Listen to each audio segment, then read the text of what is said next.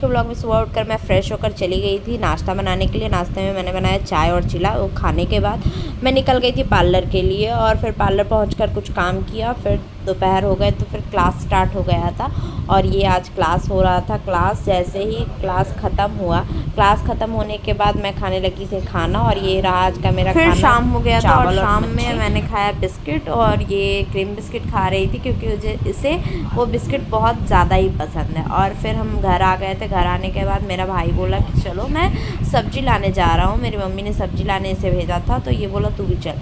और फिर हम लोग सब्जियां लाने चले गए थे और फिर सब्जियां लेकर जैसे ही आए फिर मम्मी ने बोला मच्छी चावल खा लो क्योंकि तुम दोपहर को ही खाई थी।